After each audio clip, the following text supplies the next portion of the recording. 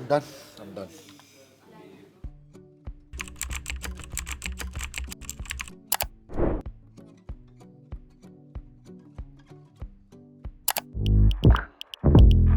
Oh, hi there. Well, as you just seen, I'm digging a hot white Frenchie. Now, let me give you some context. And pardon my French, but the automotive world has gone nuts. The top end models of the Creta, Seltos, Taigun, and Grand Vitara, all of them cost more than 20 lakh rupees. Now, don't get me wrong, if you're an 80-year-old who wants to drive around in the S Class, you probably need an ADAS. And if you're a maniac who lets his kids out of a hole in the roof at 60 kilometers per hour, you probably do need that sunroof. But for you and I, the white collar heroes, the 9 to 5ers, okay, 12 to 10 in my case, but we don't have time for that, and neither do we have the money. All we want is good design, good power, space, and the bare basic features. And with that, I introduce you to the Citroen C3 Aircross. So, is this the ultimate budget SUV or is it just a compromise? Let's find out.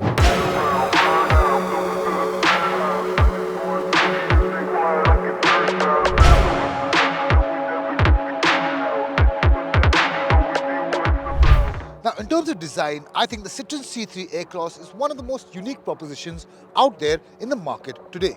Now, let me get one thing out there, that the C3 Aircross Automatic and the C3 Aircross Manual, well, those two look exactly alike from the outside. But this is just a revision. Now, let's talk about the front end, because here is where the Citroenness of it is most evident. Everywhere you look, the company has added a bit of it in those matters. Talk about the two-tier headlamps, the flared fenders, the stepped chevron Citroen logo, the contrasting color palette. All of it looks really good, and I have it on good authority that if you see this in your rearview mirror, well, it is going to look intimidating.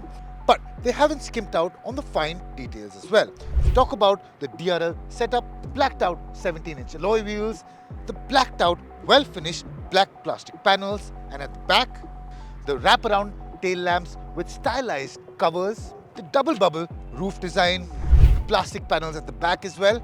Well, I feel all of it come together to make a good-looking SUV, which you will definitely look back on once you park it somewhere. But I do admit it has its flaws and imperfections, starting with the fit and finish issues on top of the rubber beadings on the window, and if you look closely on either side of the bonnet, you'll also find panel gaps. But I'd request you to move a little further back. What panel gaps? I'm not trying to say that you have to like the design. What I'm trying to say is that it's built to a cost, and Citroen needs to get credit where credit is due.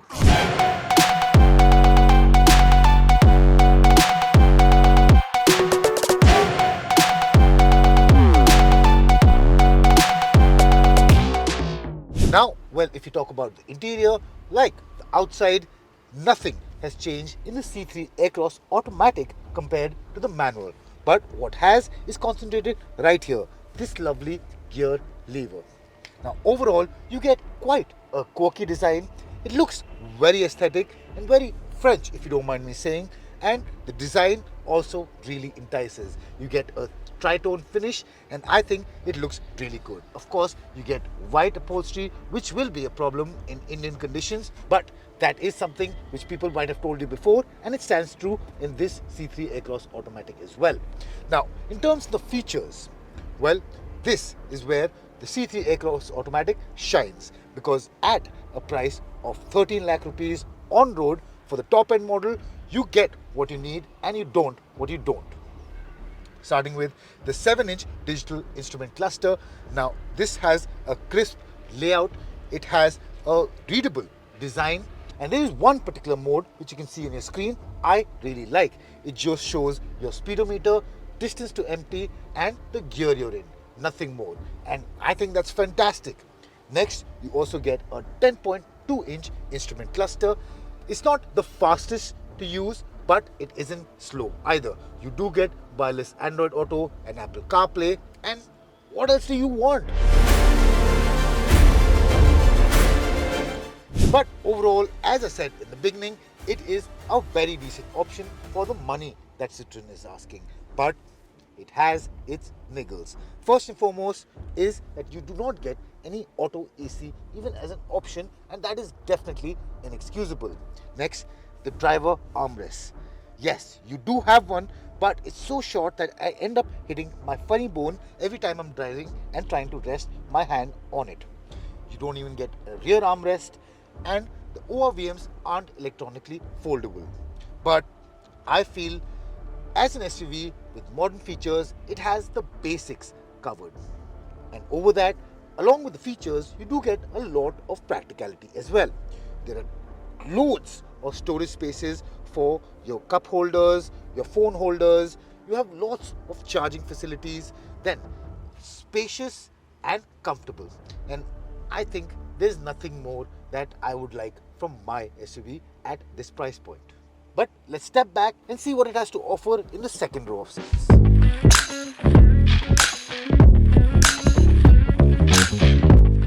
Now, sticking to the theme of Frenchness, the rear seat I think has its quirk, but I think it makes it work. Starting with the AC blower controls, you do get one, but it's located in a slightly awkward position. So is the window controls. They're located down here, and that's fine for anyone sitting in the rear row, but for the people sitting in the front, well, you have to do this rear weird finger dance, which can get a little awkward. But overall, you don't get an armrest, which I think is the biggest sore point, because there's plenty of space to go around in terms of the head space, the shoulder space, the knee room, and the leg room as well. The front is set to my driving position, and I'm 5'6" by the way, and I get plenty of space at the back too. Of course, if you're 6 feet and above, well, good luck. But in terms of features, you do get a bottle holder, you get 2 charging ports, and not much really. It's just a good basic design. Alright, so that's enough of the design, that's enough of the features. You know it's quirky and it's French, but this is the C3 Aircross Automatic, and we get to the main part, which is the driving.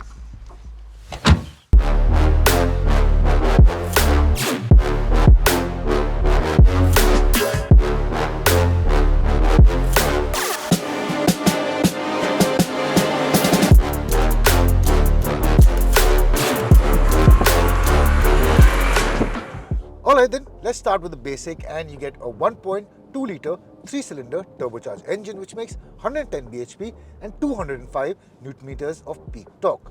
Now that's 15 more than you get with the manual versions. And for me, the C3 has to deal with 3 main situations, which is fast moving city traffic, normal city traffic which is slow moving, and highway conditions. Now, in terms of low end torque, well, I feel there is a bit of hesitation that comes about, especially with the on-off throttle transitions. That can get a bit jerky, and that will leave you tired in traffic conditions. But it's all uphill from there, I promise, because it gets a strong mid-range punch. The engine pulls strong and it pulls quickly. Getting to and holding triple-digit speeds will not be a problem on the highways, and in fact, it has enough performance in its mid-range to perform any sort of highway overtaking as well. But yes, there is certain levels of gruffness and vibrations, but that is to be expected. It is a 3-cylinder turbocharged engine after all, and it's highly strung. But compared to the manual, the 6-speed Aisin torque converter, that does a fair job in negating all these NVH problems. The gearbox is the 6-speed Aisin unit, which is the same as what you get in the Virtus and Slavia 1.0 versions. What I feel is that the transmission works well and in sync with the engine. Now, it shifts gears smoothly up or down, and what I feel is that while Citroen might have skimped on some of the features or the creature comforts, what they have given us is the best and the most robust transmission that they could have. And if I have to point out any flaw, well, that will have to be the sticky Tiptronic function from the gear lever. Now, be it pulling away from a standstill or in gear acceleration, the gearbox seems intuitive and will leave you quite impressed.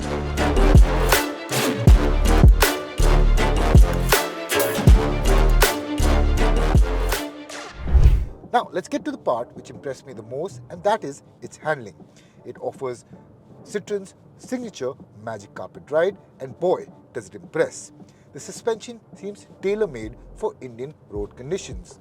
Be it bad roads, undulated roads, rough roads, it takes it all in equal stride. Not once did I ever feel that I was left wanting more or something better.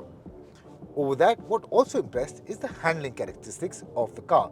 The only thing that really truly upset it was extremely sudden steering inputs.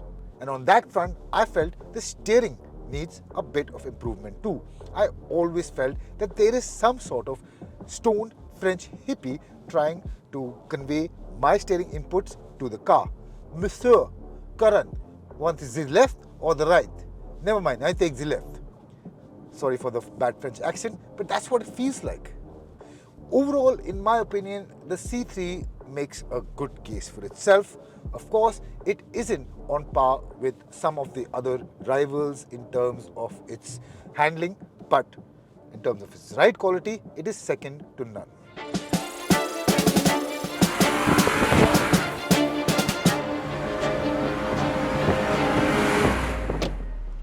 Well, alright then.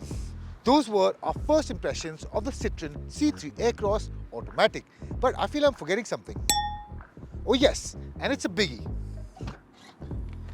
3 rows of seating, and I feel this will turn quite a few customers over to the C3 Aircross camp.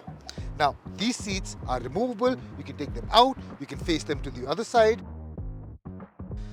And the seats are comfortable. I have a good music system to keep me company, and overall it's a nice place to be. The car has everything I need at a price I can afford, and I have all the approval I need from the family.